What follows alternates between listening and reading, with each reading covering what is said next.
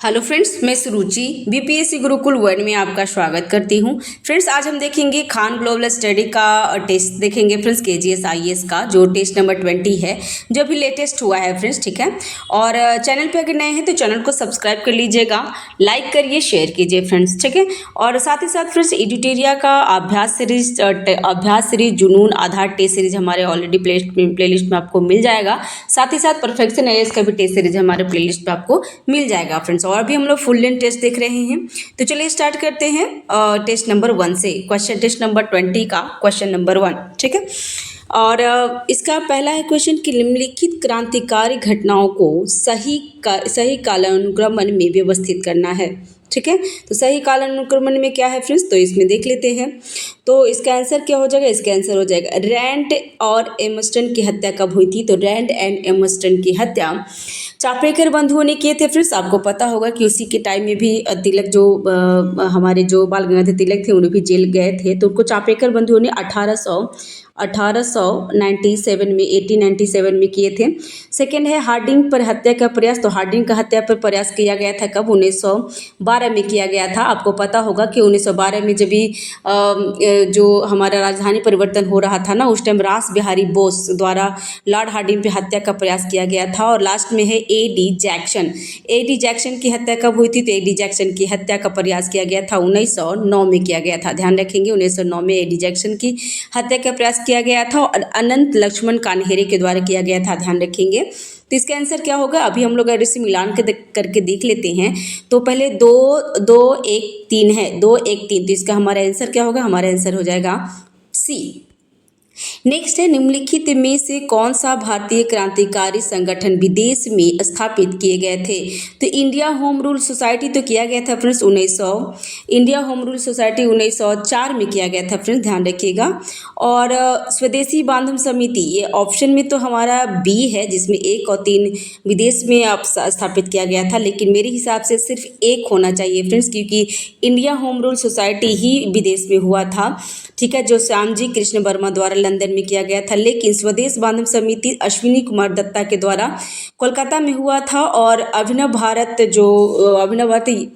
जिसे young India society 1904 में विनायक दामोदर सावरकर और गणेश सावरकर ने नासिक में किए थे। फिर ध्यान रखिएगा, तो मेरे हिसाब से आंसर ए होना चाहिए, सिर्फ 1 होना चाहिए, यहाँ पे ऑप्शन में नहीं है। और जो PDF दिया हुआ ना उसमें आंसर बी है, तो आप बी लेके चल सकते हैं या फिर आप खुद से सर्च कर सकते हैं। मैंने सर्च किया है, तो अभिनव भारत जो है ना वो 1904 में भारत मतलब नासिक में हुआ था सावरकर बंधुओं द्वारा।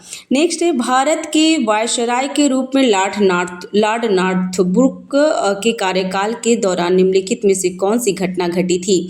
तो इसमें क्या क्या घटी थी फ्रेंड्स, देख लेते हैं। तो पंजाब में कूका आंदोलन कब हुआ था। तो ये 1876 में हुआ था, और जो बाबा राम सिंह के अंतर्गत में हुआ था फ्रेंड्स। और बड़ौदा में गायकवाड़ पर मुकदमा 1875 में हुआ था फ्रेंड्स। ठीक है, 1875 में हुआ था। राज्य रेलवे की शुरुआत, तो राज्य रेलवे की शुरुआत मेव के काम में हुआ था फ्रेंड्स। तो ये नॉर्थब्रुक के काम में पूछ रहा था, तो 1 और 2 सही होगा, इसका आंसर हो जाएगा ए। ठीक है, नेक्स्ट है गवर्नर जनरल के रूप में विलियम बेंटिक के कार्यकाल के संबंध में निम्नलिखित कथनों में कौन सा कथन सही है। तो यहाँ पे क्वेश्चन बोल रहा है विलियम बेंटिक के बारे में, ध्यान रखेंगे। और यहाँ पे क्या पूछ रहा है ये सबसे पहले ज़्यादा ध्यान देखेंगे।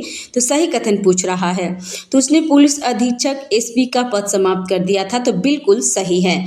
और कलेक्टर को उसके अधिकार क्षेत्र में पुलिस बल का प्रमुख बना दिया गया था, तो ये भी सही था।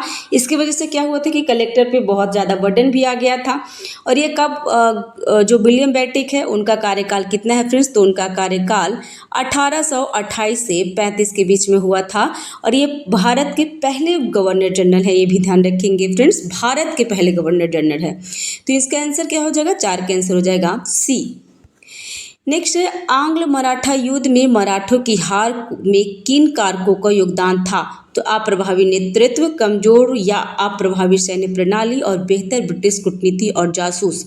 तो इसका आंसर हो जाएगा डी, 1, 2, 3, क्योंकि किसी भी साम्राज्य को समाप्त होने के लिए बहुत सारे कारण होते हैं, कोई एक कारण नहीं होता है फ्रेंड्स। ठीक है, नेक्स्ट है सांप्रदायिक पंचाट के प्रावधान के संबंध में निम्नलिखित कथनों में से कौन सा कथन सही है। पहला है और इसमें सही कथन ही चुनना है। तो मजदूरों, जमींदारों, व्यापारियों और उद्योगपतियों के लिए सीटों का आरक्षण की जानी थी, तो ये सही है। और बम्बई प्रांत में मराठा प्रतिनिधि के लिए विशेष रूप से 7 सीटें आवंटित की गई थी, तो ये भी सही है फ्रेंड्स। इसका आंसर हो जाएगा सी। ठीक है। और ये जो पंचाट आया था ना फ्रेंड्स, ये कब आया था, तो ये 1932 में आया था फ्रेंड्स, ध्यान रखिएगा। और इसी का विरोध हमारे महात्मा गांधी जी किए थे और आमरण भूख हड़ताल भी किए थे, और पूना पैक्ट इसी के टाइम में हुआ था फ्रेंड्स, ध्यान रखिएगा। नेक्स्ट है जालियांवाला बाग हत्याकांड के बारे में निम्नलिखित कथनों पर विचार कीजिए। पहला है कि डॉक्टर शरफुद्दीन किचलू और डॉक्टर सत्यपाल की गिरफ्तारी का विरोध करने के लिए जालियांवाला बाग में भारी भीड़ एकत्रित हुआ था, तो ये तो बिल्कुल सही है। इस हत्याकांड के बाद रविंद्रनाथ टैगोर ने कैसर-ए-हिंद की उपाधि त्याग दी थी। तो पहले ही अभी ध्यान रख लीजिएगा कि रविंद्रनाथ टैगोर ने नाइटहुड की उपाधि त्याग की थी। कैसर-ए-हिंद उनको मिला ही नहीं था। कैसर-ए-हिंद महात्मा गांधी को मिला था बोअर युद्ध में हेल्प करने की वजह से कैसर-ए-हिंद अंग्रेज दिए थे महात्मा गांधी को, न कि रविंद्रनाथ टैगोर को। हाँ, जलियांवाला हत्याकांड में रविंद्रनाथ टैगोर ने नाइटहुड की उपाधि को त्याग दिया था, इतना ध्यान रखेंगे। तो इसका पहला क्वेश्चन सही हो गया, दूसरा गलत हो गया। ध्यान रखेंगे फ्रेंड्स कि 13 अप्रैल कब हुआ था, तो 13 अप्रैल 1919 को 13 अप्रैल 1919 को जालियांवाला बाग हत्याकांड हुआ था। ये बहुत बार पूछता है, ध्यान रखिएगा फ्रेंड्स। ठीक है। नेक्स्ट है चौरा चौरी कांड के संबंध में निम्नलिखित कथनों पर विचार कीजिए। इसमें भी सही कथन ही चुनना है। तो यह घटना 1922 में तब घटी जब प्रदर्शनकारियों के एक समूह की पुलिस के साथ झड़प हो गई और जिसके परिणाम स्वरूप एक पुलिस स्टेशन को जला दिया गया था, तो ये तो बिल्कुल सही है। इस घटना की प्रतिक्रिया के स्वरूप में महात्मा गांधी ने सविनय अवज्ञा आंदोलन स्थगित किया था, तो ये बिल्कुल गलत है। महात्मा गांधी ने स्थगित किया था फ्रेंड्स, लेकिन सविनय अवज्ञा नहीं किया था। उन्होंने क्या किया था, तो असहयोग आंदोलन चला था 1920 से 22 के बीच में, वो समाप्त किया था। सविनय अवज्ञा आंदोलन का कार्यकाल 1930 है, तो ध्यान रखेंगे। इसका आंसर क्या होगा, पहला आंसर सही है, दूसरा गलत है। ठीक है फ्रेंड्स, चैनल पे अगर नए हैं तो चैनल को सब्सक्राइब कर लीजिएगा, बेल आइकन जरूर दबा दीजिएगा फ्रेंड्स, ताकि जो भी मैं वीडियो डालूँ सबसे पहले आपको नोटिफिकेशन मिल सके। और हमारा प्रखर बैच भी चल रहा है फ्रेंड्स, एडुटेरिया का MCQ बैच, तो भी मैं करवा दूंगी, डोंट वरी। अभी मेरा सिस्टम थोड़ा ठीक नहीं चल रहा है ना, मोबाइल से शूट करना पड़ रहा है, इसलिए मेरा वीडियो बहुत कम अभी अपलोड हो रहे हैं। नेक्स्ट है कुंडरा उद्घोषणा निम्नलिखित में से किसके संबंध है। तो कुंडरा उद्घोषणा किससे संबंधित है फ्रेंड्स, तो इसका आंसर हो जाएगा ए, बेलूथम्पी दलावा। ध्यान रखिएगा। अब कुंडरा उद्घोषणा कब हुई थी, तो 1809 में त्रावणकोर रियासत के प्रधानमंत्री बेलूथम्पी दलावा के द्वारा किया गया था, ध्यान रखिएगा। नेक्स्ट है किस युद्ध के परिणाम स्वरूप लाहौर की संधि पे हस्ताक्षर किया गया था। लाहौर की संधि पे हस्ताक्षर कब हुआ था फ्रेंड्स, तो ये 9 मार्च 1846 में हुआ था। और इस टाइम क्या हुआ था फ्रेंड्स, तो इस टाइम प्रथम आंग्ल सिख युद्ध हुआ था फ्रेंड्स, ध्यान रखिएगा। इसका आंसर हो जाएगा डी। नेक्स्ट है निम्नलिखित में से कौन सी ब्रिटिश नीति कोया विद्रोह को सबसे महत्वपूर्ण कारण था।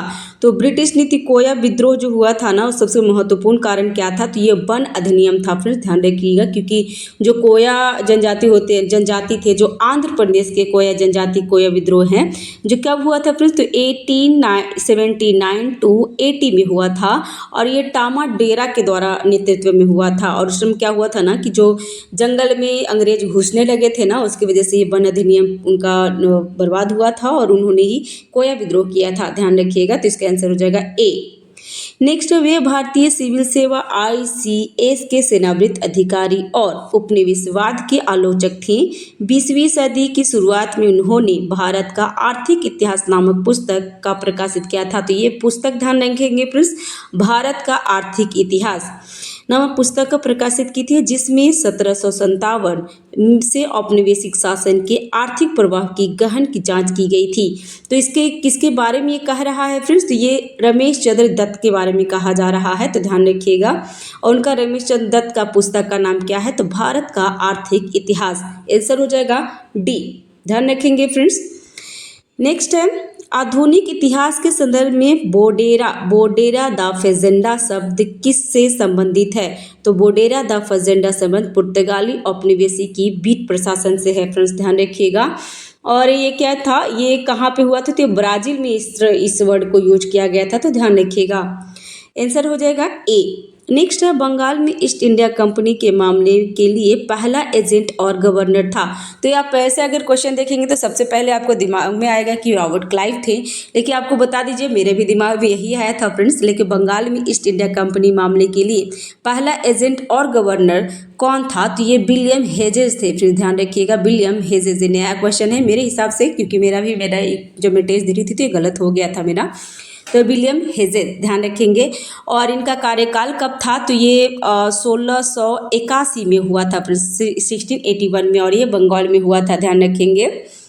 नेक्स्ट है डुप्लेक्स के बारे में निम्नलिखित कथनों पर विचार कीजिए। यहाँ पे सही कथन पूछ रहा है। तो वर्ष 1741 में उसे पांडिचेरी का गवर्नर जनरल नियुक्त किया गया था, तो ये तो बिल्कुल सही है। और उसने ब्रिटिश तथा स्थानीय शासकों के साथ सैन्य संघर्षों और कूटनीति के माध्यम से भारत में फ्रांसीसी प्रभाव का विस्तार करने में महत्वपूर्ण भूमिका निभाई थी। तो ये भी सही है फ्रेंड्स, ध्यान रखिएगा। इसका आंसर क्या होगा? इसका आंसर हो जाएगा सी। नेक्स्ट है, निम्नलिखित में से कौन सा वायसराय गार्मित आरक्षित प्राउड रिजर्व की नीति से संबंधित है? तो ये लिटन है फ्रेंड्स, ध्यान रखिएगा। इसका आंसर हो जाएगा डी, लिटन। नेक्स्ट है, निम्नलिखित में से किस समाज सुधारक ने भारत भारतीयों के लिए नामक नारा दिया था? तो भारत भारतीयों के लिए ये दयानंद सरस्वती के थे फ्रेंड्स। इसको ऐसे आप रिलेट कर सकते हैं कि दयानंद सरस्वती को दया आया और भारत भारतीयों के लिए नारा दे दिया, ठीक है। और ये दयानंद सरस्वती कौन है? तो आर्य समाज के संस्थापक है फ्रेंड्स, और आर्य समाज के संस्थापन 1875 में हुई थी, ध्यान रखिएगा। नेक्स्ट है, निम्नलिखित में से कौन कॉम्पेंगी डेस इंडेक्स ओरिएंटल का संस्थापक है? तो इसका आंसर कौन क्या होगा? तो जीन बैप्टिस्ट कोलवर्ट, ध्यान रखिएगा, कोलवर्ट फ्रेंड्स, ध्यान रखेंगे। नेक्स्ट है, और ये कब हुआ था? तो 1964 में हुआ था, ध्यान रखिए, 1664 में, माफ़ कीजिएगा, क्योंकि यहाँ पे कौन से थे ये? तो ये लुई फिशर, जो लुई 14 में थे ना, उसके सलाहकार थे कोलवर्ट। उन्होंने 1664 में इस कंपनी का, जो जिसे फ्रेंच ईस्ट इंडिया कंपनी के नाम से भी जाना जाता है, ध्यान रखिएगा। नेक्स्ट है, डच के संबंध में निम्नलिखित कथनों पर विचार कीजिए। पहला है, कॉर्नेलिस डी हाउटमैन 1596 को सुमात्रा और बैटम पहुंचने वाले पहले डचमैन थे, तो ये सही है। और नीदरलैंड की यूनाइटेड ईस्ट इंडिया कंपनी की स्थापना 1705 में डच संसद के चार्टर एक्ट में हुआ था। तो फ्रेंड्स ये गलत है, 1705 में नहीं, 1602 में हुआ था, फिर ध्यान रखेंगे। तो 19 का आंसर हो जाएगा ए, क्योंकि इसमें सत्य कथन पूछ रहा था। नेक्स्ट है, जहांदार शाह के संबंध में निम्नलिखित कथनों पर विचार कीजिए। यहाँ पे पूछ रहा है कि सही कथन कौन सा है? तो जहांदार शाह जुल्फिकार खां की सहायता से सम्राट बने थे, तो बिल्कुल सही है। उन्होंने अपने साम्राज्य में जजिया प्रणाली समाप्त कर दिया था, तो ये भी सही है, ध्यान रखिएगा। तो इसका आंसर हो जाएगा सी, 20 का आंसर हो जाएगा सी, ठीक है। नेक्स्ट है, 1826 में हस्ताक्षरित यांडबू संधि का मुख्य परिणाम क्या था? तो पहले ये ध्यान रखिए कि यांडबू संधि किसके बीच में हुआ था? तो अंग्रेज और म्यांमार के बीच में हुआ था। और कब? तो प्रथम आंग्ल बर्मा युद्ध के बीच में हुआ था 1826 में। और इसका क्या था? तो 21 का आंसर हो जाएगा ए, ये हुआ था प्रथम आंग्ल बर्मा युद्ध का अंत हुआ था, ध्यान रखेंगे। नेक्स्ट है, फ्रेंड्स चैनल पे अगर नए हैं तो चैनल को जरूर सब्सक्राइब कीजिएगा, लाइक करिए, शेयर कीजिए। फ्रेंड्स सिस्टम नहीं है ठीक, फिर भी मैं कोशिश कर रही हूँ, तो प्लीज़ आप सपोर्ट हमें करें, ठीक है। क्योंकि जो मेरा सिस्टम था, टाइप था, उसको बनाने में काफ़ी खर्च जा रहे हैं। और नेक्स्ट है, फ्रेजर आयोग का प्राथमिक उद्देश्य क्या था? तो फ्रेजर आयोग का प्राथमिक उद्देश्य था बी, भारतीय पुलिस प्रणाली का पुनर्गठन, भारतीय पुलिस प्रणाली का पुनर्गठन। 22 का आंसर हो जाएगा बी, ठीक है। नेक्स्ट है, अगर आप मुझे सपोर्ट कुछ करना चाहते हैं फ्रेंड्स तो आप मुझे ज्वाइन करके या फिर सुपर थैंक्स करके मुझे सपोर्ट कर लीजिए, ताकि मैं टैब जल्दी से बनवा लूँ और फिर और वीडियो में अपलोड कर सकती हूँ। नेक्स्ट है, निम्नलिखित में से किस गवर्नर जनरल ने हस्तक्षेप और युद्ध की नीति अपनाई थी? तो हस्तक्षेप और युद्ध की नीति लॉर्ड हेस्टिंग्स ने अपनाई थी फ्रेंड्स, ध्यान रखिएगा। तो इसका आंसर क्या होगा? हस्तक्षेप और युद्ध की नीति अपनाई थी। ध्यान रखिए, मतलब किसी भी हस्तक्षेप की और युद्ध की आक्रामक नीति लॉर्ड हेस्टिंग्स ने किया था फ्रेंड्स। और तीसरे एंग्लो मराठा युद्ध जो 1817 से 18 के बीच में हुआ था, जिसमें हेस्टिंग्स भागीदारी से मराठा साम्राज्य की हार हो गई थी। तो ध्यान रखिएगा फ्रेंड्स, इसका आंसर हो जाएगा डी। नेक्स्ट है, निम्नलिखित में से किस व्यक्तित्व में ने अंग्रेजी भाषा के साप्ताहिक समाचार वंदे मातरम का प्रकाशन किए थे? तो वंदे मातरम का प्रकाशन बिपिन चंद्र पाल के द्वारा हुआ था फ्रेंड्स, ध्यान रखिएगा। इसका आंसर हो जाएगा बी। बिपिन चंद्र पाल वंदे मातरम अंग्रेजी भाषा का साप्ताहिक समाचार पत्र था, ये ध्यान रख लीजिएगा। और ये 1905 में हुआ था फ्रेंड्स, ध्यान रखेंगे, और कलकत्ता से हुआ था। ठीक है। नेक्स्ट, निम्नलिखित में से किस समाज सुधारक ने तहजीब उल अखलाक नामक पत्रिका प्रकाशित किया था? तो तहजीब उल अखलाक फ्रेंड्स बुक से पत्र पत्रिका से बहुत सारे क्वेश्चन आते हैं, तो जरूर ध्यान रखिएगा। तो इसका आंसर हो जाएगा सर सैयद अहमद खान, आंसर हो जाएगा डी। उनका ही पत्रिका है तहजीब उल अखलाक, ध्यान रखेंगे। नेक्स्ट है, पारिस्थितिकी में पूर्ण चक्र के बारे में निम्नलिखित कथनों पर विचार कीजिए। और पहला क्या था? तो पहला ये है कि, और इसमें सही कथन चुनना है। तो यह एक ऐसा चक्र है जिसमें पोषक तत्व को उसी दर पर प्रतिस्थापित किया जाता है जिस दर पर उनका उपभोग किया जाता है। तो ये तो सही है।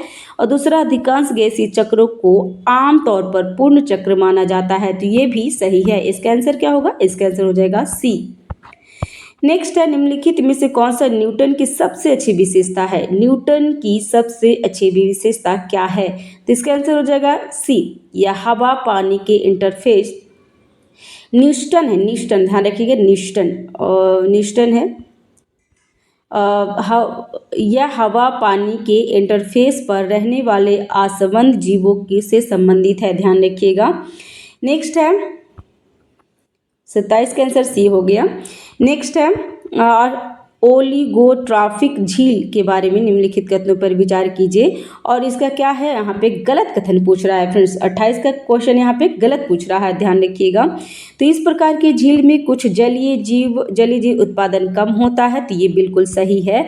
और इस प्रकार की झीलों में कुल जलीय पौधे का पोषक प्रवाह उच्च होता है। तो फ्रेंड्स उच्च नहीं होता है फ्रेंड्स, ये पोषक प्रवाह कम होता है, मतलब निम्न हो जाता है। तो ये गलत हो गया, तो इसका आंसर हो जाएगा बी, क्योंकि इसमें गलत ही पूछ रहा था। नेक्स्ट है, और आप कह रहे हो फ्रेंड्स कि जो खान ग्लोबल स्टडी का सेट बहुत मतलब नॉर्मल है, किसी ने कमेंट करा था, तो आपको बता दूं कि नहीं, ये बीपीएससी में इसी तरीके से पूछा जाता है। हाँ, अभी टफ किया है, लेकिन टफ ऐसा क्या किया है कि आपका 50% क्वेश्चन नहीं बनेगा, ऐसा नहीं है फ्रेंड्स। इसमें भी पॉइंट्स आप ध्यान रखेंगे। अभी जितनी भी क्लासेस बना रहे हैं ना, अपना बेस्ट दे रहे हैं, और आप टेस्ट सीरीज जहाँ से भी हो सके आप जरूर लगाइए, ठीक है।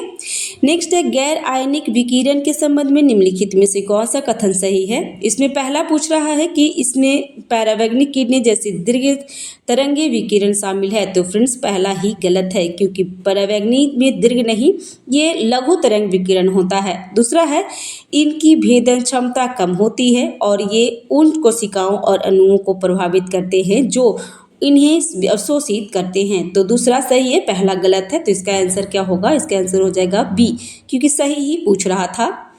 नेक्स्ट है, पायरोलिसिस के संबंध में निम्नलिखित में से कौन सा कथन सही है? इसमें सही कथन पूछ रहा था, तो इसका होगा ऑक्सीजन की अनुपस्थिति में कार्बनिक पदार्थ का ऊष्मीय अपघटन। इसका ध्यान रखिएगा, इसका आंसर हो जाएगा सी, ठीक है। जैसे होता है, जैसे जलाऊ लकड़ी, नारियल के छिलके, ताड़ के अवशेष, मकई के दाने, काजू के छिलके आदि को जो जलाया जाता है ना, ऑक्सीजन की कमी, ऑक्सीजन की अनुपस्थिति में जला के कार्बन पदार्थ का उसमें अपघटन प्राप्त करते हैं, ध्यान रखेंगे फ्रेंड्स। नेक्स्ट है, केंद्र शासित प्रदेश के संबंध में निम्नलिखित में से कौन सा कथन सही है? तो ये वो क्षेत्र होते हैं जो सीधे केंद्र सरकार द्वारा शासित किए जाते हैं, तो ये तो सही है।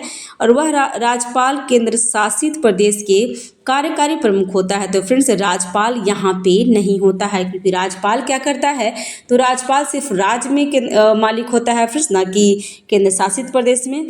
यहाँ पे लेफ्टिनेंट गवर्नर होता है फ्रेंड्स, या प्रशासक या मुख्य आयुक्त कहा जाता है, ध्यान रखिएगा, ना कि राज्यपाल। तो पहला सही है, दूसरा गलत है, और इसमें सही कथन चुनना था। तो इसका आंसर हो जाएगा ए। नेक्स्ट है राष्ट्रीय अनुसूचित जाति आयोग के संबंध में निम्नलिखित कथनों पर विचार कीजिए। इसमें गलत कथन पूछ रहा है फ्रेंड्स, ध्यान रखिएगा, पहले यही ध्यान रखेंगे फ्रेंड्स कि गलत पूछ रहा है या सही पूछ रहा है। तो इसमें गवाहों और दस्तावेजों की जांच के लिए समन जारी करने की शक्ति है, तो बिल्कुल सही है।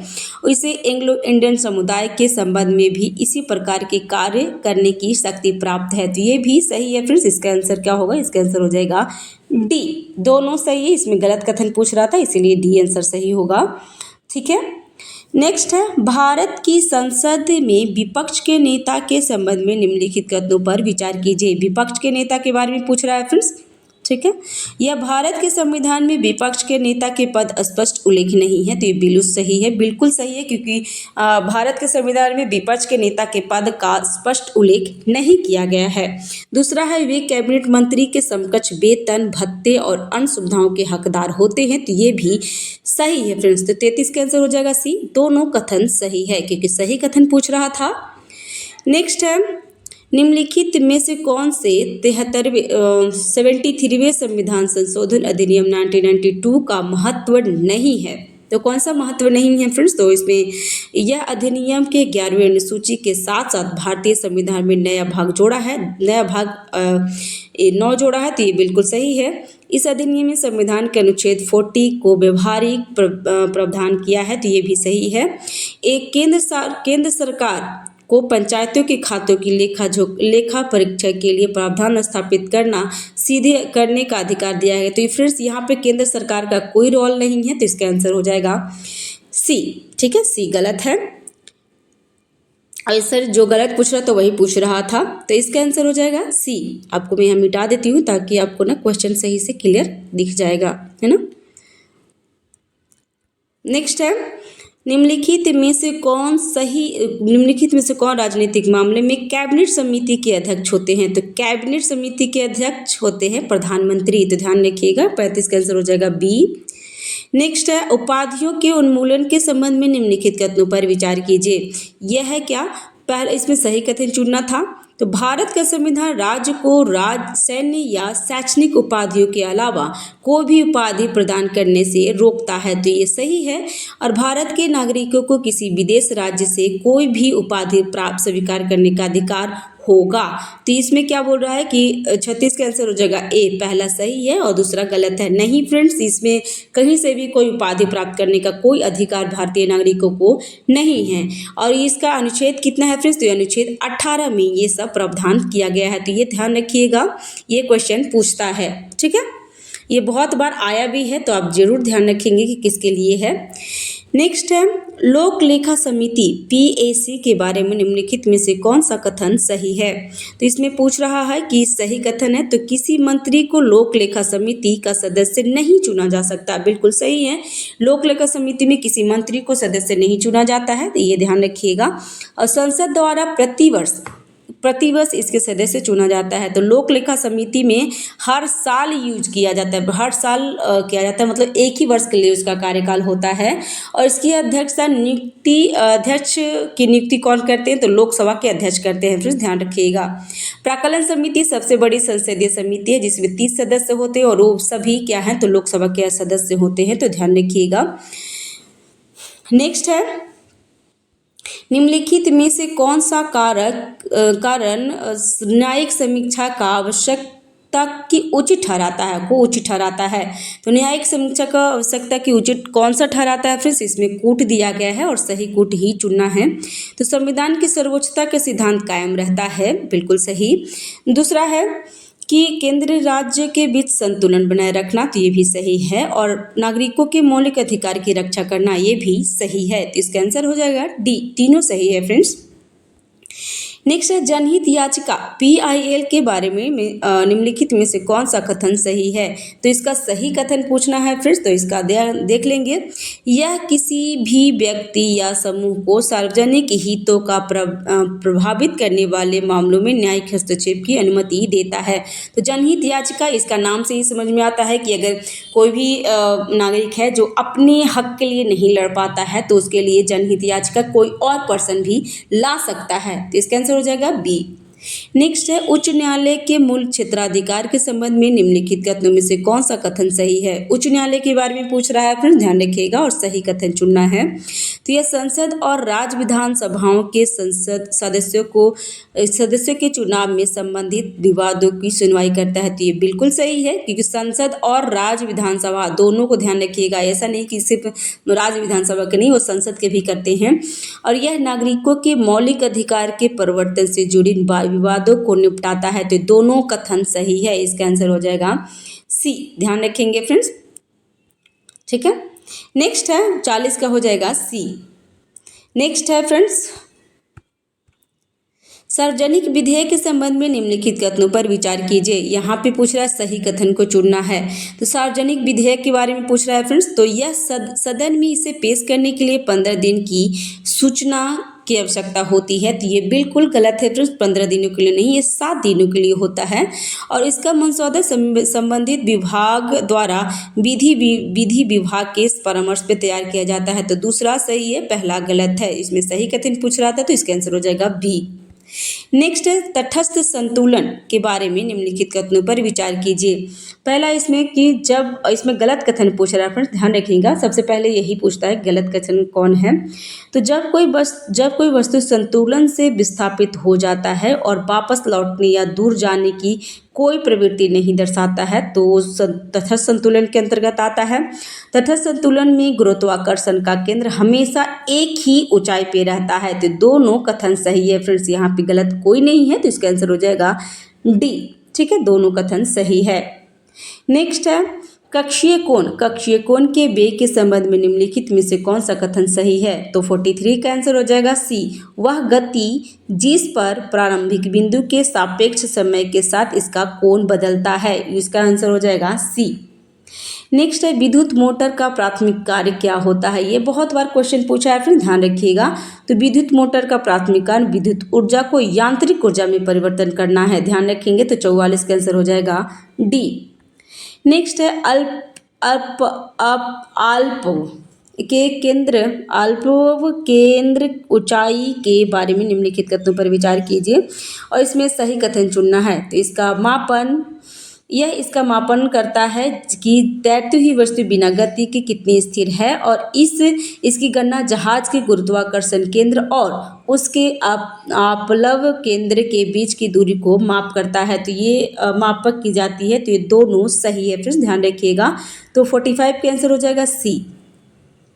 नेक्स्ट है धारा रेखीय प्रवाह के बारे में निम्नलिखित कथनों पर विचार कीजिए। इसमें क्या विचार करना है, ध्यान रखेंगे। इसका यहाँ पे एक गलत कथन चुनना है फ्रेंड्स, 46 का। तो यह किसी ठोस वस्तु के चारों ओर एक स्थिर प्रवाह है जहाँ प्रवाह की दिशा समय के साथ प्रत्येक बिंदु पर एक समान रहती है। तो ये सही है। और यह वह प्रवाह है जहाँ प्रत्येक तरल कण एक शांत पथ का अनुसरण करता है और अन्य कणों के पथ को पार नहीं करता है। तो दोनों कथन सही है फ्रेंड्स, इसका आंसर हो जाएगा डी, क्योंकि इसमें क्या पूछ रहा था, गलत कथन पूछ रहा था। इसमें दोनों कथन सही है, ध्यान रखेंगे फ्रेंड्स।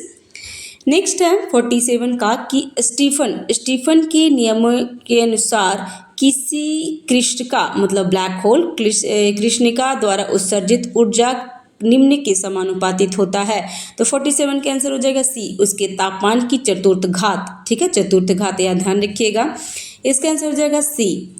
नेक्स्ट है डाल्टन के परमाणु सिद्धांत के संबंध में निम्नलिखित कथनों पर कौन सा कथन सही है। यहाँ पे कोड दिया गया और कथन भी दिया गया है फ्रेंड्स, ध्यान रखेंगे। तो किसी तत्व के सभी परमाणु एक दूसरे के समान होते हैं, तो ये तो सही है। और दूसरा है विभिन्न तत्वों के परमाणु के गुण समान होते हैं लेकिन द्रव्यमान और आकार भिन्न भिन्न होते हैं।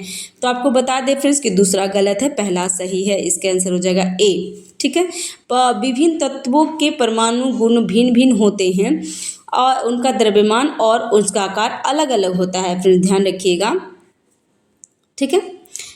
नेक्स्ट है हुंड। हुंड के नियम के संबंध में निम्नलिखित कथनों में से कौन सा कथन सही है? तो हुंड के नियम क्या है फ्रेंड्स? अगर ऐसे आपको याद नहीं रहता है ना, तो आप एक चिट लीजिए, मतलब एक प्लेन पेपर लीजिए और जो क्वेश्चन आपको नहीं आता है ना उसको जरूर लिख लीजिए। इससे क्या होगा ना कि आप जब रिवीजन करने जाइएगा एग्जाम के 2-4 दिन पहले, तो आप ये सब देख सकते हैं।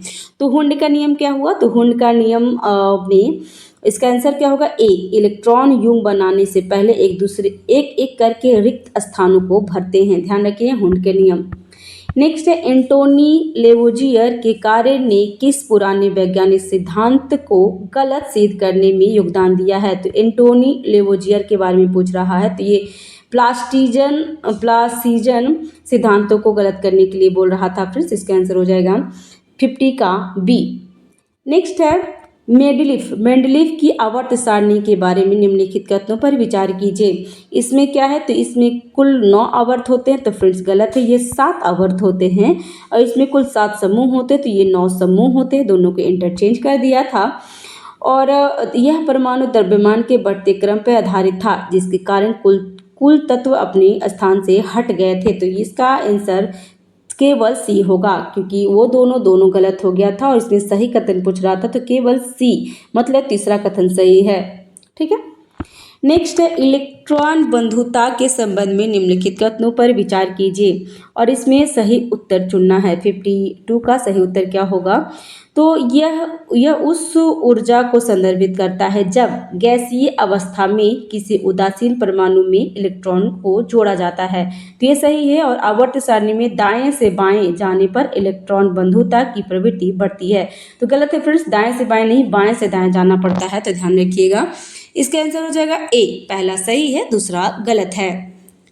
नेक्स्ट है निम्नलिखित में से कौन सा कथन आयनीकरण क्षमता का सबसे सटीक वर्णन है? आयनीकरण क्षमता का सबसे सटीक वर्णन कौन सा है फ्रेंड्स? तो गैसीय अवस्था में एक उदासीन परमाणु इलेक्ट्रॉन को अलग करने के लिए आवश्यक ऊर्जा। इसका आंसर हो जाएगा सी। ठीक है। नेक्स्ट है विलेयता के संबंध में निम्नलिखित कथनों में से कौन सा कथन सही है? तो विलेयता के बारे में कौन सा सही है फ्रेंड्स? 54 का आंसर हो जाएगा बी। यह तरल में ठोस की विलेयता आमतौर पे तापमान वृद्धि के साथ बढ़ जाती है। बिल्कुल सही बोल रहा है फ्रेंड्स, क्योंकि अभी कोई चीज़ को आप रखते हैं और गर्म करते हैं ना, तो बहुत जल्दी वो पिघल जाता है। तो ठोस की विलेयता आमतौर पर तापमान की वृद्धि के साथ बढ़ जाती है। 54 का आंसर हो जाएगा बी। नेक्स्ट है नाइट्रिक एसिड के उपयोग के संबंध में निम्नलिखित कथनों पर कौन सा कथन सही है? नाइट्रिक एसिड के बारे में पूछ रहा है फ्रेंड्स। तो पहला है, इसमें सही कथन चुनना है। तो इसका उपयोग कुछ विस्फोटक के निर्माण में किया जाता है, तो ये बिल्कुल सही है। और रंगों और दवाओं के निर्माण में भी किया जाता है, तो ये सही है। और रंगाई और वस्त्र के उद्योग में भी किया जाता है, तो ये तीनों कथन सही है फ्रेंड्स। इसका आंसर हो जाएगा डी। नाइट्रिक एसिड के बारे में बात कर रहा था, तो ध्यान रखिएगा फ्रेंड्स। नेक्स्ट है बफर विलय के संबंध में निम्नलिखित कथनों में से कौन सा कथन सही है? 56 का कौन सा सही है फ्रेंड्स? तो यह एक ऐसा विलयन जो अम्ल तथा क्षार की थोड़ी मात्रा मिलाने पर पीएच परिवर्तन का प्रतिरोध करता है। इसका आंसर हो जाएगा बी। नेक्स्ट है प्रणाली, प्रकार और उदाहरण है। ये उदाहरण देख लेते हैं फ्रेंड्स, क्योंकि ऐसा क्वेश्चन भी आते हैं। तो खुला प्रणाली क्या है? तो खुला प्रणाली मनुष्य जैसा एक जीव प्रणाली को खुला प्रणाली कहते हैं। और बंद प्रणाली क्या होता है? तो बंद प्रणाली बोतल, उद्यान और एक्वेरियम पारिस्थितिकी तंत्र को बंद प्रणाली कहते हैं। और पृथक प्रणाली तो एक सीलबंद थर्मस एक पृथक प्रणाली का उदाहरण है फ्रेंड्स, ध्यान रखिएगा। तो इसका आंसर हो जाएगा ए। ठीक है। नेक्स्ट है इलेक्ट्रोलिसिस के संबंध में निम्नलिखित में से कौन सा कथन सही है? तो 58 का कथन कौन सा सही होगा? तो यह विद्युत धारा का उपयोग करके किसी यौगिक को विघटित करने की प्रक्रिया। आंसर हो जाएगा बी। नेक्स्ट है निम्नलिखित में से किसे थर्मोसेटिंग प्लास्टिक के रूप में वर्गीकृत किया गया है? थर्मोसेटिंग प्लास्टिक के रूप में वर्गीकृत किया गया है, तो ये बेकेलाइट और ग्लिप्टन किया गया है। फिर ध्यान रखिएगा। तो इसका आंसर हो जाएगा 1 और 3, मतलब बी आंसर हो जाएगा 59 का बी। नेक्स्ट है निम्नलिखित कथनों पर विचार कीजिए, इसमें सही कथन चुनना है। तो जिंक फास्फाइड का उपयोग चूहों के मारने के लिए किया जाता है, तो बिल्कुल सही है। और टाइटेनियम को रणनीति धातु कहा जाता है क्योंकि यह लोहे से भारी होता है, तो बिल्कुल गलत है फ्रेंड्स, टाइटेनियम धातु लोहे से भारी नहीं होता है। इसका आंसर हो जाएगा ए, पहला सही है लेकिन दूसरा गलत है, ध्यान रखेंगे फ्रेंड्स। नेक्स्ट है राष्ट्रीय अश्व अनुसंधान केंद्र के संबंध में निम्नलिखित कथनों पर विचार कीजिए। यह है क्या? तो यह राष्ट्रीय सूर्य अनुसंधान केंद्र के तत्वावधान में स्थापित एक प्रमुख संस्थान है, तो ये गलत है फ्रेंड्स। और इसका उद्देश्य स्वदेशी गधे और खच्चरों के स्वास्थ्य और उत्पादन में सुधार करना है, तो ये सही है और इसका आंसर हो जाएगा बी, क्योंकि जो राष्ट्रीय अश्व अनुसंधान में ना जो गधों और खच्चरों क्या है, तो वो भी घोड़े की ही मतलब प्रजाति में आ जाते हैं। गधे, खच्चरे और टट्टू इत्यादि शामिल कर दिया जाता है, तो ध्यान रखिएगा। नेक्स्ट है राष्ट्रीय पोषण संस्था NIN के संबंध में निम्नलिखित कथनों पर कौन सा कथन सही है? तो 62 का आंसर हो जाएगा 62 का आंसर हो जाएगा सी, केवल 3 है। इसका उद्देश्य स्वास्थ्य संबंधी पोषण और खाद्य स्वच्छता समस्याओं का अध्ययन करना है, इसका आंसर हो जाएगा सी। 63 का है कि निम्नलिखित में से कौन सा कथन टोनोप्लास्ट का सबसे सटीक वर्णन है? टोनोप्लास्ट का सबसे सटीक वर्णन कौन सा है फ्रेंड्स? तो इसका होगा पादप कोशिका में केंद्रीय रिक्तिका को घेरने वाली झिल्ली, पाइए क्या होता है? तो ये 63 का आंसर हो जाएगा डी, टोनोप्लास्ट, ध्यान रखेंगे, इसका आंसर हो जाएगा डी। नेक्स्ट है निम्नलिखित में से कौन सा कथन पादप और जंतु कोशिकाओं के बीच समान अंतर का सटीक वर्णन है? ध्यान रखिएगा फ्रेंड्स, इस तरीके के क्वेश्चन आप पूछने लगा, पहले सिंपल सा पूछता था लेकिन अब बहुत थोड़ा सा घुमाव कर दिया है, तो ध्यान रखिएगा। 64 का आंसर क्या होगा? तो 64 का आंसर हो जाएगा पादप कोशिकाओं में कोशिका भित्ति सेल्यूलोज से बनी होती है, जबकि जंतु कोशिका में कोशिका भित्ति नहीं होती है।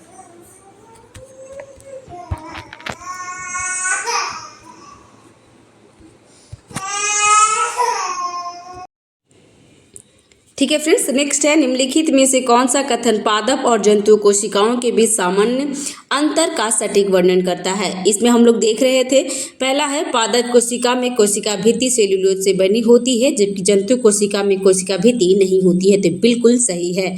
पादप कोशिका में प्लाज्मा झिल्ली नहीं होती है, जबकि पशु कोशिका में प्लाज्मा झिल्ली होती है, तो ये गलत है फ्रेंड्स, क्योंकि प्लाज्मा झिल्ली सभी में होता है फ्रेंड्स, पादप और पशु दोनों में होता है, तो दूसरा गलत हो गया। और एक परिपक्व पादप कोशिका में एक बड़ी पृत्तिका होती है, जबकि एक जंतु कोशिका में कई छोटी रिक्तिकाएं होती है, तो ये सही है। इसमें सही कथन पूछ रहा था, तो ये 3 सही कथन होगा, इसका आंसर हो जाएगा बी। नेक्स्ट है टर्न सिंड्रोम के संबंध में निम्नलिखित कथनों में से कौन सा कथन सही है? तो इसमें होगा यह एक अनुवांशिक विकार है जो महिलाओं में 2X गुणसूत्रों में एक की अनुपस्थिति के कारण होता है। आपको पता होगा कि महिला में 2X गुणसूत्र होते हैं और जो पुरुष में होते हैं X और Y होते हैं फ्रेंड्स। इसमें जो X गुणसूत्र जो महिला में होते हैं वो नहीं होने के कारण इसमें टर्न सिंड्रोम उनका बीमारी होता है, तो ध्यान रखिएगा। टर्न सिंड्रोम एक अनुवांशिक विकार है, ध्यान रखेंगे। नेक्स्ट है निम्नलिखित में से कौन सा कथन अवशेषी अंग का सबसे बेहतर वर्णन है? तो अवशेषी अंग वो होते हैं फ्रेंड्स जिसकी कोई ज़रूरत नहीं होती है, मतलब पहले ज़रूरत थी लेकिन अभी ज़रूरत नहीं होती है, तो यह एक ऐसा अंग है जिसका मूल कार्य विकास के क्रम में अधिकांशतः पूर्णतः समाप्त हो गया हो। ये क्या होता है कि जैसे कि हम लोग अपेंडिक्स जानते हैं अपने बॉडी में, तो अपेंडिक्स क्या होता है? यूज की चीज़ नहीं है, तो वो हो जाए, उसको हम लोग अवशेषी अंग भी कह सकते हैं, तो इसका आंसर हो जाएगा ए। नेक्स्ट है पादप रेजिंग के बारे में निम्नलिखित कथनों पर विचार कीजिए और इसमें सही कथन चुनना था 67 का। तो यह विशिष्ट शंकुधारी वृक्षों से प्राप्त होते हैं, तो ये सही है और इसका उपयोग पॉलिश और पेंटिंग जैसे उत्पाद बनाने में किया जाता है, तो दोनों कथन सही है, इसका आंसर हो जाएगा सी। नेक्स्ट है निम्नलिखित राजवंशों का सही कालानुक्रमण में व्यवस्थित करना है। यहाँ पे देखना है कि क्या होगा, तो संगम वंश कब हुआ था? तो 36 से 1485 के बीच में हुआ था। और ये जो हरिहर प्रथम बुक्का राय ने हरिहर बुक्का ने किया था। तो ध्यान रखिएगा संगम के बाद सालू वंश आया था फ्रेंड्स, ध्यान रखिएगा। सालू के वंश तुलुब और तुलुब के बाद अरविडू। तो इसमें ऐसे अगर ध्यान आप रखे होंगे तो अरविडू सबसे लास्ट में है। तो सबसे पहले जो आपको आता है ना उसको आप करेंगे। तो अरविडू सबसे लास्ट में है, तो यहाँ पे ध्यान रखिए कि लास्ट में कौन सा है। तो तीसरा किसके लास्ट में है फ्रेंड्स, तो तीसरा लास्ट है सी में। इसका आंसर हो जाएगा सी। इस तरीके से एग्जाम में आप ध्यान रखेंगे। नेक्स्ट है निम्नलिखित कथनों पर विचार कीजिए और इसमें सही कथन चुनना है। गोल गुंबद का निर्माण मोहम्मद आदिल शाह ने करवाया था। तो ये बिल्कुल सही है। नालंदा विश्वविद्यालय का पुनरुद्धार धर्मपाल ने करवाया था। तो ध्यान रखिएगा कि नालंदा विश्वविद्यालय का जो स्थापना कुमार गुप्त ने किए थे, गुप्त वंश के, लेकिन यहाँ पे पुनरुद्धार है तो धर्मपाल ने पुनरुद्धार करवाया था। तो ये दोनों कथन सही है, इसका आंसर हो जाएगा सी। नेक्स्ट है कंबन, कुटाना और पुगलेंदी निम्नलिखित में से किस साहित्य से संबंधित है। तो ये तमिल साहित्य है फ्रेंड, ध्यान रखिएगा। इसका आंसर हो जाएगा ए, तमिल साहित्य। नेक्स्ट है यहाँ पे साम्राज्य और संस्थापक है, मिलान करना है, मिलान करके देख लेते हैं। तो मालवा का परमार वंश की स्थापना किसने की थी। तो इसका है उपेंद्र को कृष्णराज भी कहा जाता है, ये भी ध्यान रखिएगा। दिल्ली अजमेर के चौहान को किसने किया था। तो वासुदेव ने किए थे। और कन्नौज प्रतिहार को नागभट्ट प्रथम ने कन्नौज प्रतिहार का स्थापना किए थे। तो ध्यान रखिएगा, इसका आंसर हो जाएगा 71 का ए। ठीक है। नेक्स्ट है 72 का क्वेश्चन कि राष्ट्रकूटों के संबंध में निम्नलिखित कथनों पर विचार कीजिए। दंती दुर्ग ने राष्ट्रकूट वंश के संस्थापक माना जाता है। तो बिल्कुल सही है, राष्ट्रकूटों के संस्थापक दंती दुर्ग ने किए थे। और राष्ट्रकूट राजा कृष्ण प्रथम को एलोरा के प्रसिद्ध कैलाश मंदिर के निर्माण का श्रेय जाता है। तो ये भी सही है, इसमें सही कथन पूछ रहा था। तो इसका आंसर हो जाएगा सी। फ्रेंड्स चैनल पे अगर नए हैं तो चैनल को सब्सक्राइब जरूर कीजिएगा, लाइक करिए, शेयर कीजिए। फ्रेंड्स कोई त्रुटि रहती है तो प्लीज़ कमेंट बॉक्स पे आप हमें बता सकते हैं। और हमारा टेलीग्राम चैनल है, वहाँ पे ज्वाइन हो सकते हैं, मैं इसका PDF वहाँ पे प्रोवाइड करवा दूंगी। नेक्स्ट है निम्नलिखित में से किसे ठंडी महासागरीय जलधारा माना जाता है। कौन कौन है ठंडी फ्रेंड्स, तो ध्यान रखिएगा। पहला हो गया लैब्राडोर ठंडी जलधारा है, ध्यान रखेंगे। ठीक है। और सोमाली जलधारा भी ठंडी जलधारा है, जबकि कुरोशिया जलधारा और अलास्का जलधारा गर्म जलधारा है। फिर ध्यान रखिएगा, इसके आंसर क्या होगा, 1 और 2 सही है, बाकी ये दोनों गलत है। तो इसका आंसर हो जाएगा बी। ठीक है। नेक्स्ट है बसंत ज्वार के संबंध में निम्नलिखित कथनों पर विचार कीजिए। पहला है, इसमें गलत कथन चुनना है फ्रेंड्स, ध्यान रखिएगा। 74 का गलत कथन पूछ रहा है। तो यह ऐसा तब होता है जब सूर्य, चंद्रमा और पृथ्वी एक सीधी रेखा में होती है, जिसके कारण उच्चतम और निम्नतम ज्वार आते हैं। तो ये सही है। दूसरा है, यह चंद्रमा के चरणों के पहली और तीसरी तिमाही के दौरान होता है। तो ये गलत है फ्रेंड्स, ये 2 ही बार होता है, ध्यान रखिएगा। इसका आंसर हो जाएगा क्या, इसका आंसर हो जाएगा बी। पहला सही है, दूसरा गलत है, ध्यान रखेंगे। 75 का क्या होगा, माफ कीजिएगा आवाज आ रहा है बैकग्राउंड। नेक्स्ट है, निम्नलिखित में से कौन घटक जल विभाजक चक्र का हिस्सा है। तो वाष्पीकरण, संघनन और वर्षा, ये तीनों है फ्रेंड्स, ध्यान रखिएगा। तो इसका आंसर हो जाएगा डी। ठीक है। नेक्स्ट है महासागरीय लवणता के संबंध में निम्नलिखित कथनों पर विचार कीजिए और इसमें सही कथन को चुनना है। सही कथन क्या होगा, तो महासागरों के सतह की लवणता मुख्य रूप से वाष्पीकरण और वर्षा पे निर्भर होता है। वाष्पीकरण से क्या होता है, तो लवणता बढ़ जाता है, वर्षा से कम जाता है, तो दोनों पे निर्भर करता है लवणता। नेक्स्ट है, कैस्पियन सागर दुनिया के सबसे बड़े खारे पानी की झील है। ये दोनों कथन सही है, इसका आंसर हो जाएगा सी। नेक्स्ट है, निम्नलिखित में से कौन सा महाद्वीपीय ढाल सबसे अच्छा वर्णन है। महाद्वीपीय ढाल का सबसे अच्छा वर्णन कौन सा है, तो यह एक खड़ी ढाल होती है जो महाद्वीपीय शेल्फ के किनारे से गहरे समुद्र तक उतरती है। इसे महासागरीय ढाल कहते हैं फ्रेंड, ध्यान रखिएगा। तो 77 का आंसर हो जाएगा ए। नेक्स्ट है, प्रति चक्रवात के संबंध में निम्नलिखित कथनों पर विचार कीजिए। इसमें सही कथन चुनना है। तो यह केंद्र में दाब बहुत अधिक होता है, तो बिल्कुल सही है फ्रेंड्स। चक्रवात में केंद्र में बहुत अधिक, प्रति चक्रवात में केंद्र में बहुत अधिक दबाव होता है। नेक्स्ट है उत्तरी गोलार्ध में प्रति चक्रवात में हवा दक्षिणावर्त दिशा में चलती है, तो ये भी सही है। इसका आंसर हो जाएगा सी। उत्तरी गोलार्ध में ना ऐसे करके हवा चलता है फ्रेंड्स, ध्यान रखेंगे, ऐसे चलता है, मतलब दक्षिणावर्त चलता है। नेक्स्ट है निम्नलिखित कथनों पर विचार कीजिए, इसमें सही कथन चुनना है। तो बिहार राज्य पर्यटन विभाग निगम की स्थापना 1980 में हुई थी, तो ये तो सही है। दूसरा है कि बिहार सरकार ने द जर्नी थ्रू बिहार नाम से एक पर्यटन गाइड बुक जारी किया है, तो ये भी सही है। इसका आंसर क्या होगा? इसका आंसर हो जाएगा सी। दोनों कथन सही है। नेक्स्ट है शेरशाह सूरी के संबंध में निम्नलिखित कथनों पर विचार कीजिए, इसमें सही कथन चुनना है। तो शेरशाह का जन्म पंजाब के बजवाड़ा उपखंड में हुआ था, तो ये सही है फ्रेंड्स। ये मेरा क्वेश्चन गलत हो गया था जब मैं टेस्ट लगाई थी, क्योंकि मुझे ये अभी तक पता नहीं था कि शेरशाह का जन्म पंजाब के बजवाड़ा उपखंड में हुआ था, तो ये तो हुआ था फ्रेंड्स, ध्यान रखिएगा, क्योंकि बिहार से रिलेटेड है और इस तरीके से पहले घटना चक्र में ये क्वेश्चन नहीं मिला है कहीं पे फ्रेंड्स, लेकिन अब मिल सकता है, ठीक है। और लिखा है पंजाब में रहते हुए उन्होंने फारसी भाषा का अध्ययन किया था, तो फारसी भाषा का अध्ययन पंजाब में नहीं किया था फ्रेंड्स, ये जौनपुर में किए थे, ध्यान रखिएगा। तो पहला कथन सही है, दूसरा कथन गलत है। इसका आंसर हो जाएगा ए। नेक्स्ट है बिहार में पाए जाने वाले खनिजों के संबंध में निम्नलिखित कथनों पर विचार कीजिए। पहला है फायर क्ले भागलपुर और पूर्णिया में पाया जाता है, तो ये बिल्कुल सही बात है फ्रेंड्स, ध्यान रखिएगा। और दूसरा पैराडाइट्स रोहतास और भागलपुर में पाया जाता है, तो भागलपुर में नहीं पाया जाता है फ्रेंड्स, सिर्फ रोहतास में पाया जाता है पैराडाइट्स, तो इसका आंसर क्या होगा? ए। पहला सही है, दूसरा गलत है, ठीक है। नेक्स्ट है बिहार में बिजली वितरण कंपनी बिलिंग संबंधी गतिविधियों के लिए अनुबंध के आधार पर RRF को नियुक्त किया गया है। इस संदर्भ में RRF का अर्थ क्या होता है? तो रूरल रेवेन्यू फ्रेंचाइज, ध्यान रखिएगा। इसका आंसर हो जाएगा 82 का ए, ठीक है फ्रेंड्स। आपको बता दें कि बिहार स्पेशल में बिहार तथ्य संग्रह जो एडिटोरिया का आता है उसको मैंने पूरा करवा दिया है और आपको प्लेलिस्ट में मिल जाएगा, और साथ ही साथ महेश कुमार बर्नवाल और CME का एटलस भी आपको प्लेलिस्ट में मिल जाएगा फ्रेंड्स, तो जाकर के जरूर आप देख लेंगे, ठीक है। एक सेकेंड फ्रेंड्स,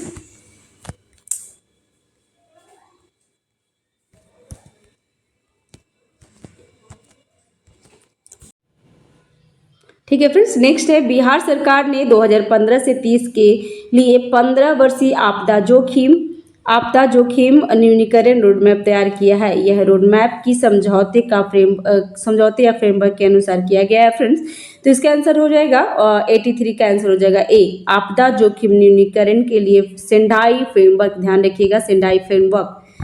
नेक्स्ट है 2011 की जनगणना के अनुसार बिहार के किस जिले की दशकीय जनसंख्या वृद्धि सबसे कम है? तो सबसे कम है गोपालगंज में, ध्यान रखिएगा।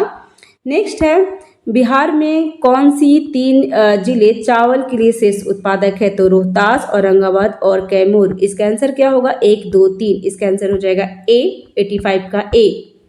नेक्स्ट है 86 का कि अक्टूबर 2023 में बिहार के चौथे कृषि रोड मैप लागू किया गया है। तो इस कृषि रोड मैप कब से कब का है? समय काल पूछ रहा है फ्रेंड्स, तो इसका आंसर हो जाएगा 86 का 2023 से 28 के बीच में चौथे कृषि रोड मैप स्टार्ट हुआ है, ध्यान रखिएगा। और ये राष्ट्रपति द्रौपदी मुर्मू द्वारा पटना में ये स्टार्ट किया गया है, ध्यान रखेंगे। नेक्स्ट है बिहार के किस वन जीव अभयारण्य का कवरेज क्षेत्र सबसे अधिक है? तो कवरेज क्षेत्र सबसे ज़्यादा किसका है फ्रेंड्स? तो कैमूर वन जीव अभयारण्य का, ध्यान रखिएगा। इसका आंसर हो जाएगा डी। नेक्स्ट है यहाँ पे मिलान करना कि कौन सा कहाँ से उद्गम होता है, तो इसमें क्या करेंगे ना, जो हमको सबसे पहले पता है उसको करेंगे और उसकी वजह से फिर इसके आंसर को हम लोग टिक करेंगे फ्रेंड्स, ठीक है, ध्यान रखिएगा। तो इसका क्या होगा 88 का सबसे पहले कहाँ है? तो हमें पता है कि कोसी कहाँ से निकलती है, तो सप्तकोसी से, और बूढ़ी गंडक सोमेश्वर की पहाड़ी से, ये भी पता है। नेक्स्ट है क्या कि पुनपुन कहाँ से मिलती है? तो कमला कहाँ से आती है फ्रेंड्स? तो कमला महाभारत श्रेणी से आती है, ठीक है, कमला महाभारत श्रेणी से। और पुनपुन चौराही पहाड़ी से होता है फ्रेंड्स, ध्यान रखिएगा। तो इसका आंसर क्या होगा? इसका आंसर हो जाएगा ए। फ्रेंड्स बिहार एटलस में मैंने महेश कुमार बंडवाल किया ना, उसमें नदी, मिट्टी, उद्योग सारे कुछ उसमें अपडेट किया हुआ है मैप के थ्रू, तो जाकर के आप देख लेंगे।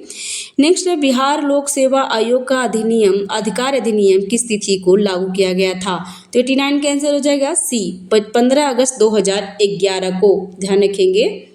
नेक्स्ट है निम्नलिखित कथनों पर विचार कीजिए, और यहाँ पे पूछ रहा है कि बिहार में कुल 16 नगर निगम है, तो ये बिल्कुल गलत है, 19 नगर निगम है। और मुजफ्फरपुर नगर निगम बिहार का पहला नगर निगम है, तो ये भी गलत है, पटना है फ्रेंड्स, ध्यान रखिएगा। तो इसमें गलत कथन पूछ रहा था, तो इसमें इसका आंसर हो जाएगा सी, दोनों कथन गलत है। नेक्स्ट है मंझर कुंड बिहार के किस जिले में स्थित है? तो मंझर कुंड बिहार के रोहतास जिले में स्थित है फ्रेंड्स, ध्यान रखिएगा।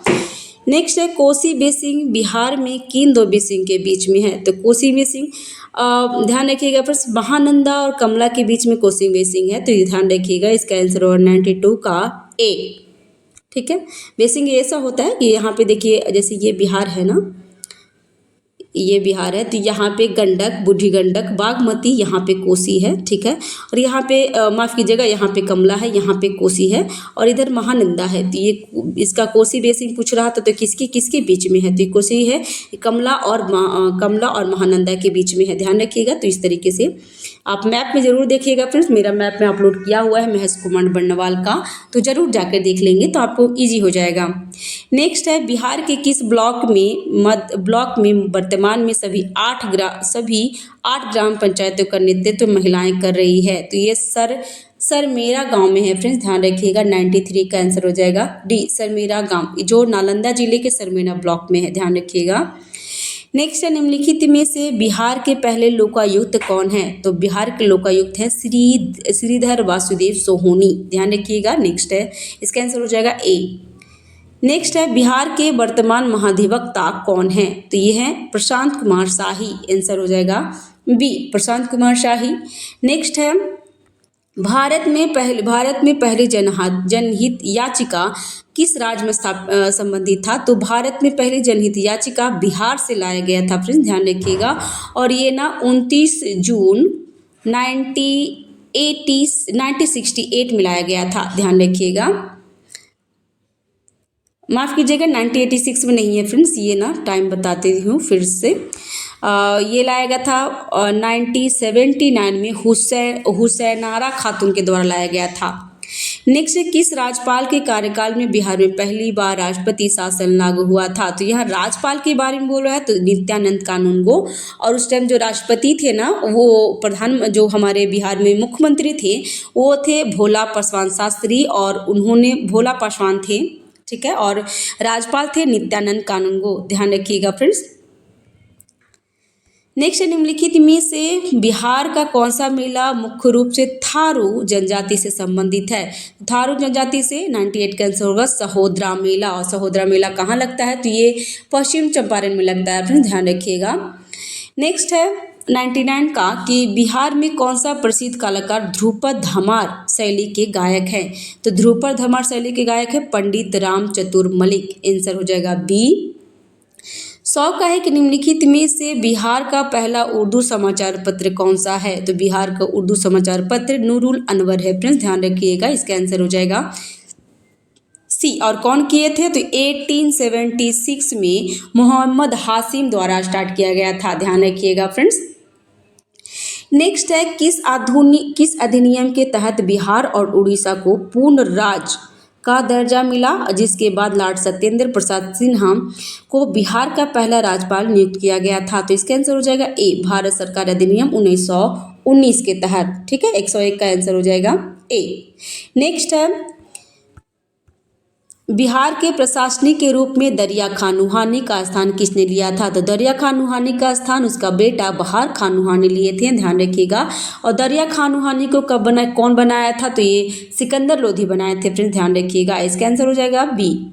नेक्स्ट है किसी महात्मा बुद्ध को लाइट ऑफ एशिया कहा था? तो किसने कहा था? इतना तो पता था कि लाइट ऑफ एशिया किसे कहा जाता, तो महात्मा बुद्ध को, लेकिन ये किसने कहा था? तो इसने सर एडविन अर्नाल्ड ने कहा था फ्रेंड्स, ध्यान रखिएगा। आंसर हो जाएगा इसका डी। नेक्स्ट, निम्नलिखित में से कौन सा कमांड इकोनॉमिक सिस्टम की विशेषता है और विशेषता का सबसे बेहतर रूप प्रदर्शित करता है? तो इसका 104 का आंसर हो जाएगा बी। आर्थिक प्रणाली का एक महत्वपूर्ण हिस्सा केंद्रीकृत प्राधिकरण द्वारा विनियमित होता है। नेक्स्ट है, निम्नलिखित युगों में से कौन सुमेलित है? यहाँ पे बोर्ड दिया गया है, यहाँ पे मुख्यालय दिया गया है। तो भारतीय अंगूर प्रसंस्करण कहाँ है? तो ये पुणे में है, फिर ध्यान रखिएगा। और नेक्स्ट है, मसाला बोर्ड कोचीन केरल में, चाय बोर्ड कोलकाता में और रबर बोर्ड कोयट्टा में है। तो ये तीनों सब एक दूसरे से सम्मिलित है। तो इसका आंसर हो जाएगा 1 2 3 4, मतलब इसका आंसर है ए। नेक्स्ट, किस पंचवर्षीय योजना का प्राथमिक लक्ष्य स्थिरता के साथ विकास है? स्थिरता के साथ विकास, इसका आंसर हो जाएगा सी, चौथे पंचवर्षीय योजना। और चौथे पंचवर्षीय योजना का कार्यकाल कितना है? तो 1969 to 74, ध्यान रखेंगे फ्रेंड्स। नेक्स्ट है 7 का कि लकड़वाला समिति निम्नलिखित में से किससे संबंधित है? तो फ्रेंड्स, समिति ना हमें याद नहीं होता है, मतलब क्या होता है ना कि समिति किसी, बहुत सारे समिति क्वेश्चन आता ही है, तो समिति याद नहीं रहता तो जरूर ध्यान रखिएगा, किसी से आप रिलेट कर लीजिए। तो वैसे तो इनका नाम बहुत प्रसिद्ध है, लेकिन फिर भी मैं लकड़वाला समिति का रिलेट की हूँ कि लकड़ी कौन बीनता है, लकड़ी कौन चुनता है? तो गरीब लोग चुनता है। तो गरीबी, लकड़वाला समिति गरीबी से संबंधित है, ध्यान रखिएगा। लकड़वाला समिति 1993 में DT लकड़वाला की अध्यक्षता में गठित किया गया था और भारत में गरीबी रेखा का अनुमान लगाने के लिए इनको नियुक्त किया गया था, फिर ध्यान रखिएगा। तो 7 का आंसर हो जाएगा सी। नेक्स्ट है 1996 मतलब 1996 में गठित विनिवेश आयोग के प्रथम अध्यक्ष कौन थे? तो विनिवेश आयोग के प्रथम अध्यक्ष जी वी रामकृष्णन थे, फ्रेंड्स ध्यान रखिएगा। तो इसका आंसर हो जाएगा डी। नेक्स्ट है, बॉम्बे स्टॉक एक्सचेंज का पूर्व नाम क्या था? तो नेटिव शेयर ब्रोकर्स एसोसिएशन, इसका आंसर हो जाएगा ए। नेक्स्ट है, भारतीय महिला बैंक के संबंध में निम्नलिखित कथनों में से विचार कीजिए। इसमें गलत कथन चुनना है। तो भारतीय महिला बैंक लिमिटेड को 5 अगस्त 2013 को कंपनी अधिनियम 1956 के अंतर्गत शामिल किया गया था, तो ये सही है। और श्रीमती उषा अनंत सुब्रमण्यम बैंक की पहली अध्यक्ष और प्रबंध निदेशिका थी। तो ये दोनों सही है फ्रेंड्स। इसका आंसर क्या होगा? 110 का आंसर हो जाएगा डी, क्योंकि दोनों सही है और यहाँ पे गलत पूछ रहा था। ठीक है, नेक्स्ट है सूची मिलान करना है और यहाँ पे पूछना है कि कौन सा सही सुमेलित है। तो प्रत्यक्ष कर क्या होता है? तो फिर प्रत्यक्ष कर उपहार कर को प्रत्यक्ष कर कहते हैं और अप्रत्यक्ष कर सीमा शुल्क को अप्रत्यक्ष कर कहते हैं। तो ये दोनों गलत हो गया था। तो सही क्या होगा? तो M1 को नैरो मनी और M3 को ब्रांड मनी कहते हैं। ये दोनों सुमेलित है, तो इसका आंसर हो जाएगा 2 और 3। 11 का आंसर हो जाएगा 2 और 4, माफ कीजिएगा 3 और 4 सही है। इसका आंसर हो जाएगा बी। नेक्स्ट है, बाबा कल्याणी समिति निम्नलिखित में से किससे संबंधित है? तो बाबा कल्याणी समिति किससे संबंधित है फ्रेंड्स? तो इसका आंसर हो जाएगा विशेष आर्थिक क्षेत्र से, इसका आंसर हो जाएगा बी। नेक्स्ट है, अर्थशास्त्र के संबंध में अटॉर्की शब्द का क्या अर्थ है? तो अटॉर्की शब्द का अर्थ आत्मनिर्भरता और आर्थिक स्वतंत्रता है, ध्यान रखिएगा। इसका आंसर हो जाएगा ए। नेक्स्ट, निम्नलिखित में से कौन सा नियम कहता है कि जब किसी परिवार की आय बढ़ती है तो भोजन पर व्यय की जाने वाली आय का प्रतिशत घट जाता है? किसमें कहा जाता है? तो इसका है एंगेल नियम के जगह पे ये कहता है, तो ध्यान रखिएगा। नेक्स्ट, निम्नलिखित में से कौन कियोद योजना का सबसे बेहतर वर्णन है? तो इसका आंसर हो जाएगा ए, स्वनियोजित व्यक्तियों और छोटे व्यवसायों के लिए एक सेवानिवृत्ति योजना। ठीक है। नेक्स्ट है, चेन्नई के पास तेल रिसाव हाल ही में खबरों में रहा था। इस संदर्भ में निम्नलिखित कथनों पर विचार कीजिए। यह है पहला, इसमें सही कथन पूछ रहा है, तो यह कच्चे तेल और उससे संबंधित उत्पादों के रिसाव से उत्पन्न जल प्रदूषण को संदर्भित करता है, तो ये सही है। और ऑयल जैपर, ध्यान रखिएगा, ऑयल जैपर एक जैव उपचारक की विधि है जिसका उपयोग जल से तेल को पृथक करने के लिए किया जाता है। इसका आंसर हो जाएगा सी, दोनों कथन सही है। 116 का आंसर सी। नेक्स्ट है, हाल ही में चर्चा में रहे समुद्री उद्विलाप के संबंध में निम्नलिखित कथनों पर विचार कीजिए। यहाँ पे कूट दिया गया है, तो ये देख लेते हैं फिर 17 का क्या होगा। तो समुद्री उद्विलाप अपना अधिकांश समय पानी में व्यतीत करता है, तो ये सही है। और ये कठोर खोल वाले शिकार को तोड़ने के लिए पत्थरों, सीपियों और फेंकी गई बोतलों जैसी औजारों का उपयोग करते हैं। समुद्री उद्विलाप को IUCN की संकटग्रस्त प्रजातियों की सूची में विलुप्त के रूप में सूचीबद्ध किया गया है। तो ये तीनों कथन सही है फ्रेंड्स, इसका आंसर हो जाएगा डी। नेक्स्ट, हाल ही में समाचारों में रहा सिन्यूक्लिन अल्फा निम्नलिखित में से किससे संबंधित है। तो इसका 18 का आंसर हो जाएगा फ्रेंड्स, ये सिन्यूक्लिन अल्फा किससे संबंधित है, तो इसका आंसर हो जाएगा पार्किंसन रोग से, आंसर सी। नेक्स्ट, हाल ही में जारी UNCCD के रिपोर्ट में पाया गया है कि विश्व के आधे से ज़्यादा चारागाह क्षतिग्रस्त हो चुके हैं, उन्हें नीतिगत हस्तक्षेप की जरूरत है। इस संदर्भ में चारागाह के बारे में निम्नलिखित कथनों पर विचार कीजिए। इसमें सही कथन चुनना है। तो चारागाहों की वनस्पति की प्राकृतिक वर्षा और तापमान से प्रभावित होती है। यह कार्बनिक सिंक के रूप में कार्य करता है, तो ये दोनों सही है। इसमें चारागाह नहीं, भारत में चारागाह नहीं है, तो ये बिल्कुल गलत है फ्रेंड्स, भारत में चारागाह बिल्कुल है। तो इसका आंसर क्या होगा, इसका आंसर हो जाएगा 1 और 2 सही है और तीसरा गलत है। 18 का 119 का आंसर हो जाएगा बी, ध्यान रखेंगे फ्रेंड्स। लाइफ में बहुत चैलेंजिंग है फ्रेंड्स, लेकिन लाइफ को किसी तरह जीना ही पड़ता है, बहुत चैलेंज है।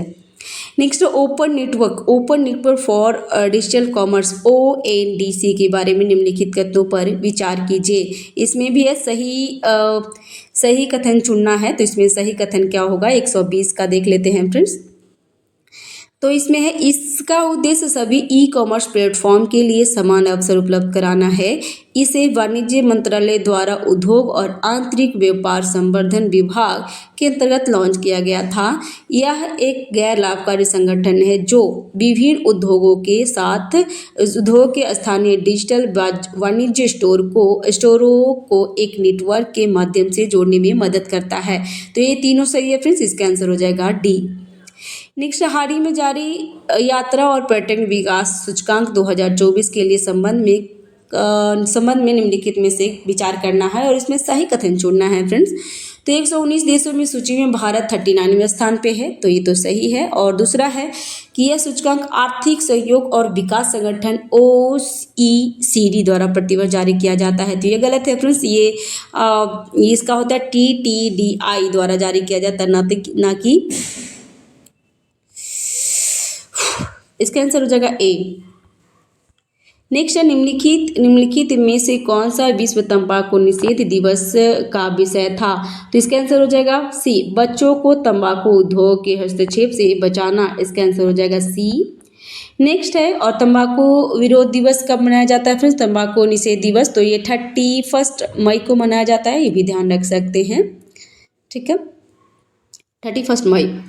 नेक्स्ट है, निम्नलिखित में से कौन सा देश हाल ही में लॉन्च किए गए बायो फार्मान्यूटिकल एलायंस का सदस्य नहीं है, तो ये दक्षिण अफ्रीका नहीं है फ्रेंड्स, ध्यान रखिएगा, तो इसका आंसर हो जाएगा ए। नेक्स्ट है, हाल ही में कर्नाटक के विरूपाक्ष मंदिर का एक हिस्सा मूसलाधार वर्षा के कारण ढह गया। इस संदर्भ में यह मंदिर किस देवता को समर्पित है, तो ये शिव जी का समर्पित है फ्रेंड्स, ध्यान रखिएगा, इसका आंसर हो जाएगा सी। नेक्स्ट है, निम्नलिखित में से कौन सा विश्व का पहला रॉकेट है जिसमें पूरी तरह से 3D पेंटिंग इंजन लगाया गया है, तो ये अग्निबाण है फ्रेंड्स, ध्यान रखिएगा, 25 का आंसर हो जाएगा बी, अग्निबाण। और ये किस पैड से लॉन्च किया गया, तो धनुष से लॉन्च किया गया, ध्यान रखिएगा। नेक्स्ट है, वैश्विक लैंगिक अंतराल सूचकांक 2024 में भारत किस रैंक पे है, तो 26 का आंसर हो जाएगा सी, 129 रैंक पे, ध्यान रखिएगा। नेक्स्ट है 127 का कि भारत का कौन सा रेलवे जोन भारत की एकमात्र वानर प्रजाति हुलॉक गिब्बन के लिए कोनोपी ब्रिज बनाने की योजना बना रहा है, तो ये कौन बना रहा है फ्रेंड्स, तो 27 का आंसर हो जाएगा सी, उत्तर सीमांत रेलवे। नेक्स्ट है बिहार में स्थापित किए जाने वाले आम्रपाली प्रशिक्षण केंद्र का उद्देश्य क्या है? तो ये नृत्य संगीत और वाद्य यंत्रों से संबंधित कलाकारों के लिए प्रशिक्षण केंद्र, इसका आंसर हो जाएगा सी। नेक्स्ट है निम्नलिखित में से कौन सा राज्य विशेष दर्जा प्राप्त राज्य नहीं है? तो इसमें बिहार और उत्तर प्रदेश नहीं है, फिर ध्यान रखिएगा, तो इसका आंसर हो जाएगा सी।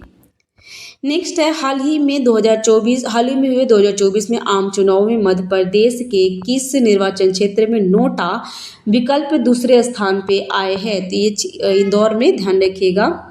नेक्स्ट है हाल ही में निम्नलिखित में से किस राज्य में खगोलीय पर्यटन को बढ़ावा देने के लिए नक्षत्र सभा का आयोजन किया गया है? तो ये उत्तराखंड में है, फ्रेंड ध्यान रखेंगे। नेक्स्ट है निम्नलिखित में से कौन सा समूह एयर ऑफ द एंथ्रोपोजिशन प्रोजेक्ट में शामिल है? तो एयर ऑफ द एंथ्रोपोजिशन में कौन सा शामिल है फ्रेंड्स? तो इसका आंसर हो जाएगा सी, भारत, इथोपिया और यूके। भारत, इथोपिया और यूके। नेक्स्ट हाल ही में चर्चा में रहा 700 मीटर लंबा पुल जिसका नाम ब्रिज ऑफ नेशन यूनिटी है, किस देश में स्थित है? तो ये हंगरी में स्थित है, फ्रेंड ध्यान रखिएगा। इसका आंसर हो जाएगा ए, ठीक है, हंगरी में। नेक्स्ट है केंद्रीय स्वास्थ्य एवं लोक कल्याण मंत्रालय ने किस संगठन के साथ मिलकर national health claim exchange launch किया है? तो ये किया है भारतीय बीमा एवं विनियामक विकास प्राधिकरण IRA, यहाँ पे माफ कीजिएगा, IRDAI। एक आंसर इसका हो जाएगा ए। नेक्स्ट हाल ही में किस दक्षिण अमेरिकी देश ने UPI जैसी भुगतान प्रणाली बनाने के लिए भारतीय राष्ट्रीय भुगतान परिषद NPCI के साथ समझौता किया है? तो ये पेरू किया है, फिर ध्यान रखिएगा। 35 का आंसर हो जाएगा डी, पेरू। नेक्स्ट है किस संगठन ने state of the world fisheries and aquaculture report 2024 जारी करता है? तो इसका आंसर हो जाएगा बी, खाद्य एवं कृषि संगठन FAO। नेक्स्ट हाल ही में जेमैक्स किसके बीच में होता है? तो जापान और भारत समुद्री अभ्यास से किस स्थान पे आयोजित किया गया है? तो योकोसुका जापान में किया गया, फ्रेंड्स ध्यान रखिएगा। इसका आंसर हो जाएगा डी। नेक्स्ट है विश्व पर्यावरण दिवस 2024 का विषय क्या था? तो पर्यावरण 24 का विषय क्या था? तो भूमि की बहाली, मरुस्थलीकरण और सूखे से निपटने की क्षमता, सी। नेक्स्ट हाल ही में सांग्रीला वार्ता या एशियाई सुरक्षा शिखर सम्मेलन कहाँ आयोजित किया गया और यह वार्ता कौन सा संस्करण है? तो ये इसका है फिर सिंगापुर में किया गया है, क्योंकि वो तो सिंगापुर में होता है, और ये 21वां संस्करण है। इसका आंसर हो जाएगा डी। नेक्स्ट है हाल ही में भारत और किस देश के बीच निवेश पर संयुक्त कार JTFI का गठन किया गया है? तो JTFI का कतर के साथ किया गया है, फ्रेंड ध्यान रखिएगा। तो इसका आंसर हो जाएगा 40 का डी। अभी हम लोग क्या है कि यहाँ पे ना आपका यहाँ पे रीजनिंग है, तो ये मैं PDF आपको अपने टेलीग्राम पर डाल देती हूँ, वहाँ पे आप टेस्ट सीरीज लगाइए और फिर वीडियो से आप उसका सोल्यूशन कर लीजिए, तो आपको काफ़ी हेल्प हो जाएगा। मैथ और रीजनिंग रहता है फ्रेंड्स, बहुत ईजी रहता है क्वेश्चन, तो आप ज़रूर करिएगा, ठीक है। तो thanks for watching, have a nice day, keep watching, keep learning, thank you, bye bye, thank you friends.